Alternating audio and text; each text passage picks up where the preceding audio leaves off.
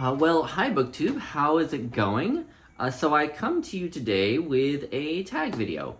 So it is Tuesday, which means that it is Tag Tuesday, and that is not a BookTube tradition that I necessarily have ever observed very closely back when I made videos regularly, but I have been tagged in a couple of things recently, so I figure why not? So this is the new and improved B tag. This tag was created by Jim from Jim's Books, Reading, and Stuff. Apparently you're supposed to do the arm motions with the name of his channel when you mention him.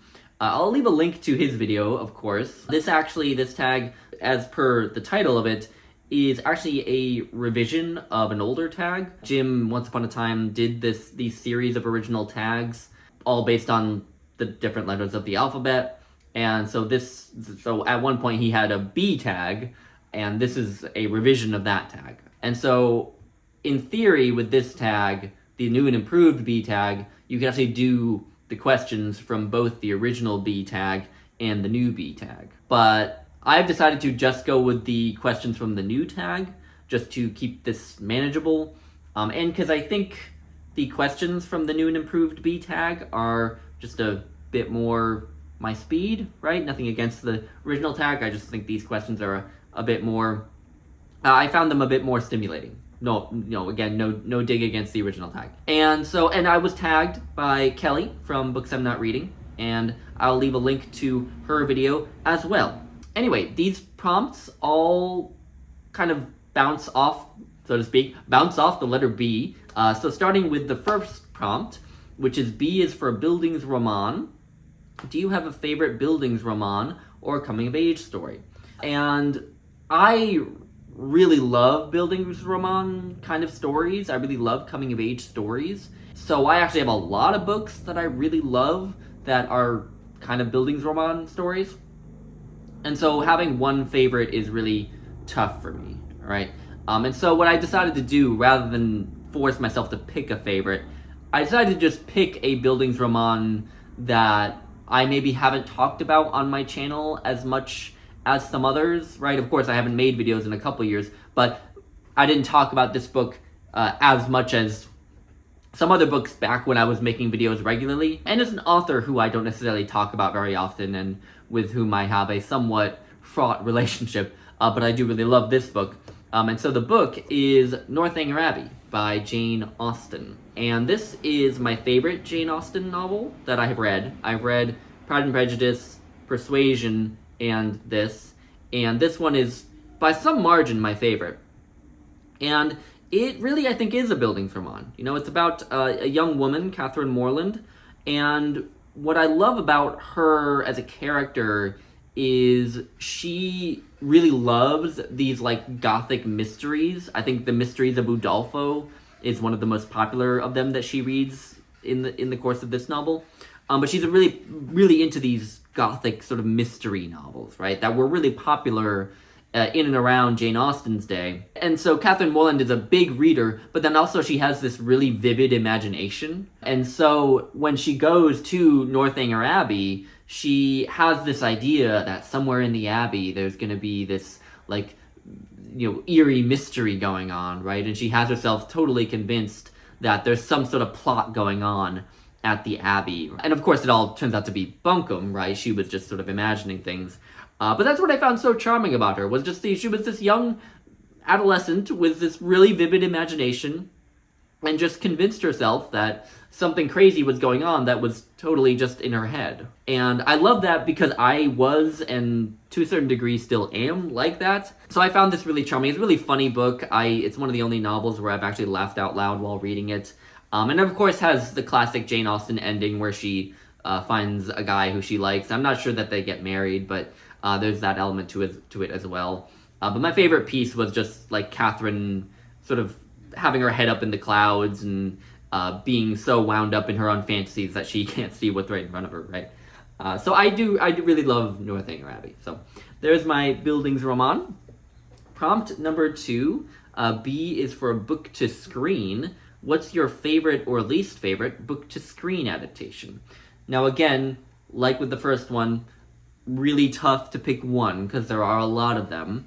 I'm firmly against the book lovers mantra that the book is always better. I don't think that's always the case. I think there are adaptations where the book is better, adaptations where they're relatively equal, and adaptations where actually the movie is better. Right? I think we get all three of those. There's a spectrum, but the book to film pairing that I want to talk about is one of the strongest pairings of book and film in terms of each work's achievement in its respective art form, and that is The Remains of the Day, novel by Kazuo Ishiguro and film directed by James Ivory. I read The Remains of the Day finally for the first time this year, and then rewatched the film, and was just struck by how brilliant they both are, right? The novel, this is my favorite Kazuo Ishiguro I've read so far, and I'm actually going to be talking about this book again in a minute when I answer the next prompt. But I just loved how kind of understated it was. It was just brilliantly understated, which made the really emotional moments hit all the harder. And then you had the film, which, as closely as possible as you can translate such a very literary book to the screen, does about as good as a job as you could possibly do, I think. And there's been I've heard a lot spoken about a lot of Ishiguro's novels being often these like internal monologues. And this book is pretty much just one butler's internal monologue for about 200 or so pages. And so translating it to the screen was always going to be extremely difficult.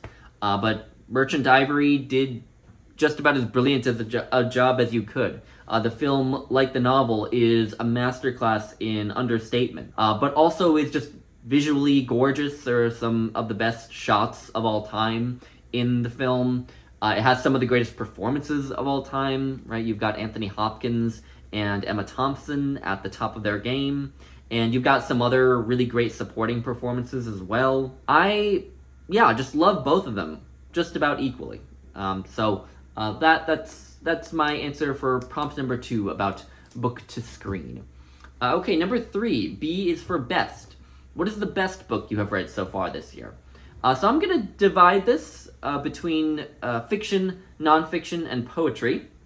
So for fiction, we've got The Remains of the Day by Kazuo Ishiguro, my favorite fiction book that I have read this year, by a fair margin. I think it's a magnificent novel, I find, and I've already kind of commented on why I loved it so much, but I certainly see myself revisiting it in the future and hopefully getting even more out of it on subsequent readings. So The Remains of the Day, favorite fiction. Favorite nonfiction was a little bit tougher. I've read a handful of really strong nonfiction books this year, but the one that I went with was a bit of a beast, not in terms of length, but in terms of its impact and in the density of what's in it. And that is this. This is Fatal Invention: How Science, Politics, and Big Business Recreate Race in the 21st Century by Dorothy Roberts. And this book was really just paradigm shifting for me. I buddy read it with Patrice from 2 Minutes on Books, and I think she would agree with me that the book was just paradigm shifting. So what it's about is about this idea, this very persistent idea, that there are kind of fundamental, essential genetic differences between people from different races, right? So this idea that being a part of a different race, being white, being black, being Asian, being Hispanic, so on and so forth, being from a certain race means people from that race have certain genes in common with one another. And so that idea that there is some essential genetic difference between people from different races is what this book is about. And to start off, she goes through the evidence that is cited to support that idea, and kind of shows why it is not particularly good evidence, right? So the first part of this book is kind of just a demolition job on this idea that there are really essential differences between people from different races. right? It may superficially seem like there are these big differences between people, from Europe, from Africa, from Asia, so on, right? And, trends in terms of like height, right? Face structure, skin color, so on. But those differences are really quite superficial. I mean, height is not a very big part of your genetic code, how tall you are, or how your face is structured, or the color of your skin. Those are not particularly major aspects of your genetic code. All human beings, no matter where they are from geographically, are 99.9% the same genetically. And she goes through what evidence is cited to support this idea and just basically shows why it's terrible. And yet, the idea continues to persist. This idea that there are genetic differences between people from different races. And she shows how harmful that is in a lot of different areas, right? Medical care is a big one, right? So there's this idea that like people from certain races are more and less likely to get certain illnesses. That can be really harmful. But she also goes into like law enforcement and many other areas. So this book was truly paradigm shifting. It is kind of dense, not in terms of the text. The writing is very good. It's very well written. But it is dense in terms of the just amount of information she throws at you on every page. This is not a long book, as you can see. The actual main text of it, I think, is just over 300 pages. But it took Patrice and me about a month to get through it, just because there's a lot to chew on in it. Right? So, highly recommend that. And then finally, my favorite poetry book of the year is this. This is Revolutionary Letters by Diane di Prima. This is a book I have meant to read for at least half a decade or so. I've known about it for a long time. Diane di Prima actually is kind of one of the lesser known of the Beat generation of writers, right? So she kind of emerged as a writer at the same time as, and in the same kind of milieu as, Allen Ginsberg, Jack Kerouac, William S. Burroughs, Lawrence Ferlinghetti, Amiri Baraka, so on and so forth. But she isn't as well known, and she did kind of plow her own way, right? She went her own direction. A lot of her poetry is very feminist in angle, right? But also very kind of spiritualist, right? But these poems, this is kind of one of her most well-known collections, and it's, as per the title, Revolutionary Letters, the poems are all in some sense about revolution, right? Not necessarily political revolution, although there is a lot of that, but also like spiritual revolution, right? Personal revolution, right? How do you change your life to better society? But there are poems in here that touch on sexism, racism, environmentalism, right? One of my favorite of the poems starts by saying, we are eating up the planet. The New York Times takes a forest every Sunday. So environmentalism is a big theme in this. And many other ideas are in it. And what I think is cool about these poems is they were kind of slam poetry before slam poetry was really a thing, right? So Diane di Prima actually wrote them to be read aloud. She herself would actually go out in public places, and read these poems, just chant them out to anyone who passed by. And I believe she did it sometimes with musicians playing alongside her, so she wouldn't be doing it alone. But yeah, she basically would just read them aloud to passersby. And so they were written to be digested by someone who was just walking by. So they have that kind of slam poetry feel. But they're still interesting enough that they can be read and appreciated on multiple readings, right? Which is my own big problem with slam poetry. I find a lot of it very, very powerful in the moment, but it all kind of is in one ear and out the other. Whereas Revolutionary Letters, I see myself, and I have returned to many of them many times. So this was brilliant. Highly, highly recommend. Yeah, favorite poetry book of the year.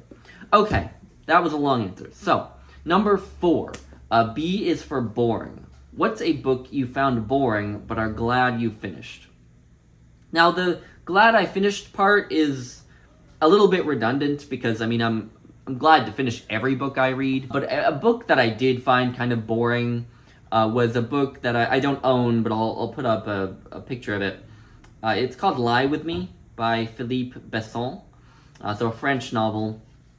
And so this was a gay novel, right? And it was kind of well-trodden territory in terms of its story, okay?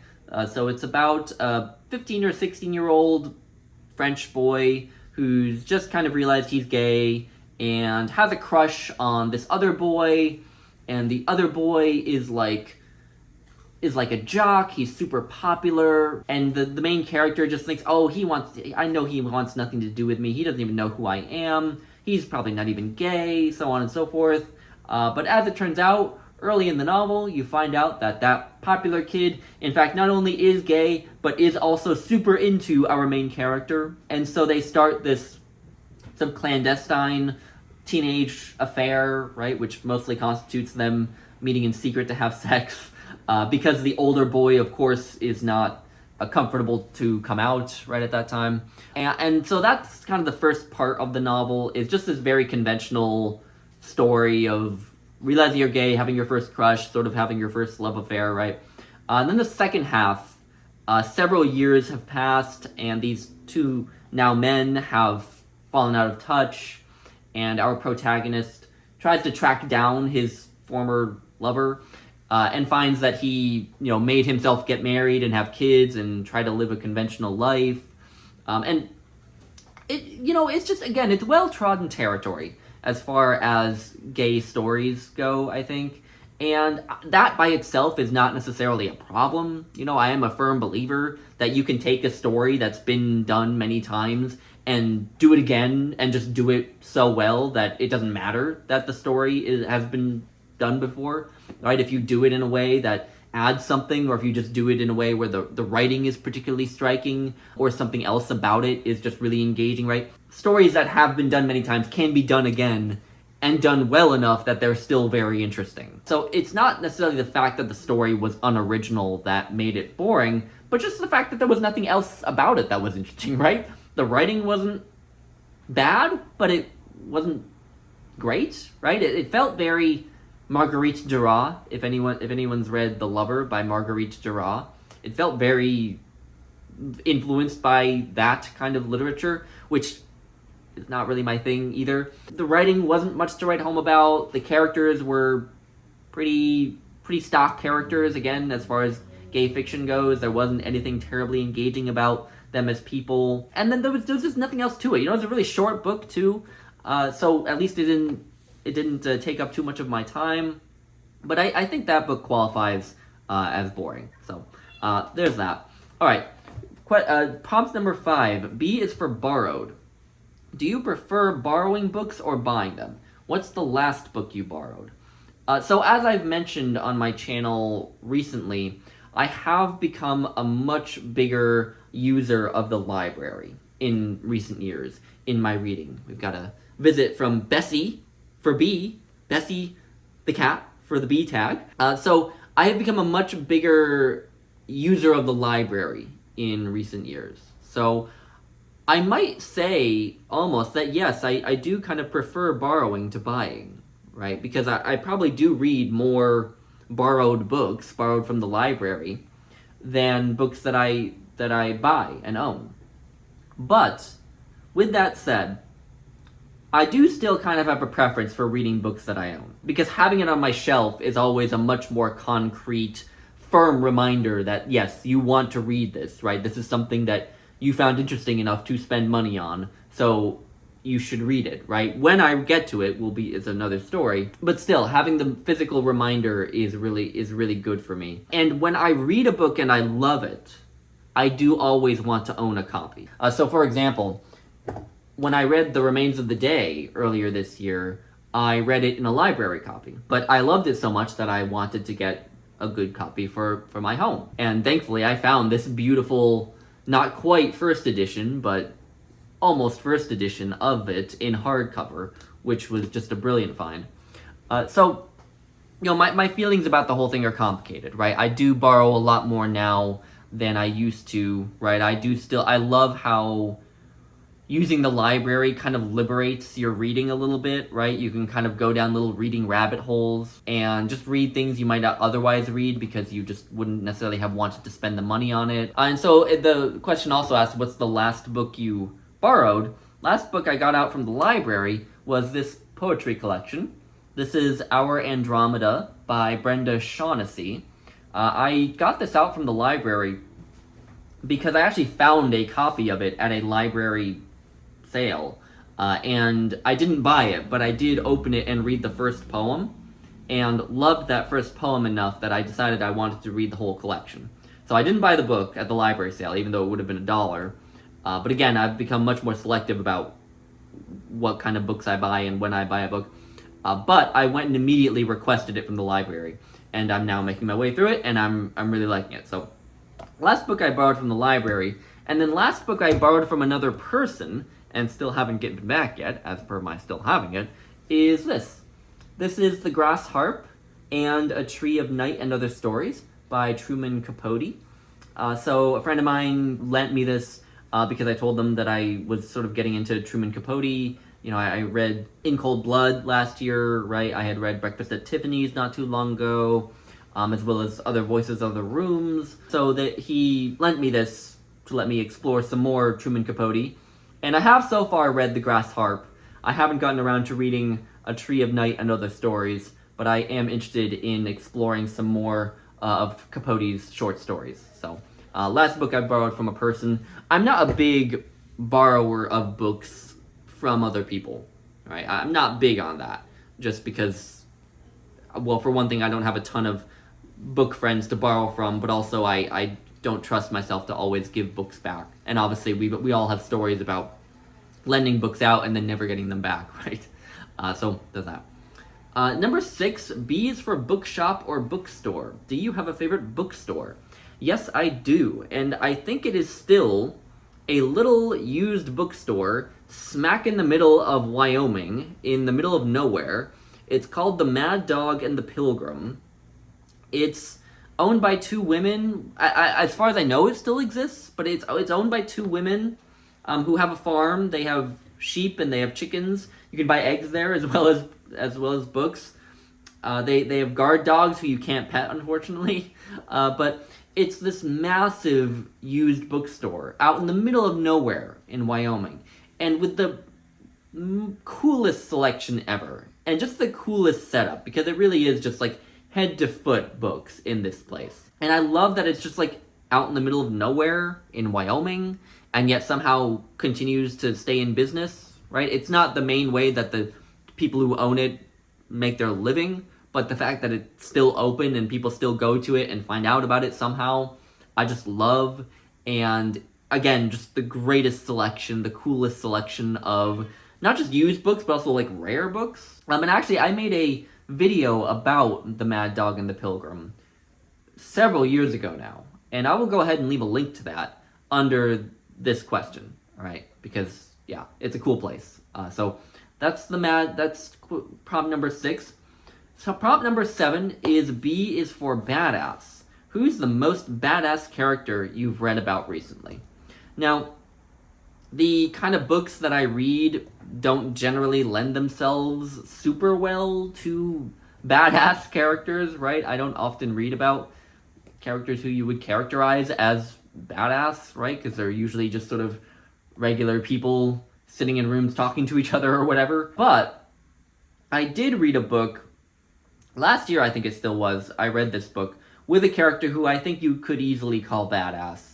And that's Shane by Jack Schaefer. This is a classic Western, right? Not my usual speed as far as reading goes. And the title character, Shane, you know, I think he can be characterized as badass, right? He's kind of this old Western frontier hero who is really smart, physically beautiful, it sounds like, based on descriptions, but also knows how to fight, knows how to sling a gun, and is also just a upstanding individual. But also is kind of one of those characters, like John Wayne's character in The Searchers, who kind of is necessary to establishing the frontier, and quote-unquote civilized life in the frontier. I hate using that term because, of course, there was civilized life on the frontier long before white people took it over, but in terms of the universe of Westerns, the idea is that characters like Shane come in and kind of help to establish quote-unquote civilization, but they can't really settle down and stay in civilization, right? Because of who they are, right? Because they are kind of not fundamentally violent, but not really the kind of people who settle down and just live a quiet domestic life, right? But he was really compelling. This novel was great. I will say that touching back on book-to-screen adaptations, I really disliked the film adaptation of this. It was a classic film based on this from the 1950s, I believe. And I really did not like it. I did not like the acting. I felt like the changes from the book to the film were not necessary. There were some characters with accents that just made no sense to me. And I just feel like a lot of the subtlety of the story was really sucked out for that film adaptation. So, anyway. But I think Shane is definitely a badass, so decide. And then last question, or prompt, is B is for BookTube. Give a shout out to a booktuber who inspires you. And I think the booktuber who inspires me in many ways, but I'm going to say primarily as an academic, I have to say, is, although in many other ways as well, but the booktuber who I'm going to shout out is Hannah from Hannah's Books. And the reason I say that she kind of inspires me as an academic is just, the sense I get from the kind of scholar she is, but also the kind of teacher she would be, the kind of person she is she's kind of the academic who I would like to emulate in my own career in academia, right? There are many other things about Hannah that are inspiring, but that's kind of the one that I think kind of hits closest to home for me. So I'll give a shout out to Hannah. Not that she really needs me to shout her out, but anyway, yeah. And then finally, there's the prompt to tag people. I hate to do this because I know it's like the cop-out of all cop-outs, but I've been off BookTube for so long that I don't know who has and has not done different tags and whatnot. So I'm not going to tag anyone. If you're watching and want to do the tag, please do it. Right? Again, I know cop-out of all cop-outs. There is Bessie. Again, B for Bessie. Right? I'll have to include her in a video in a way that's a little bit more organic than just me picking her up like this. But she wanted me to put her down too. But anyway, thank you all for watching. I'd love to hear your thoughts on anything, of course, but I'll talk to you all soon.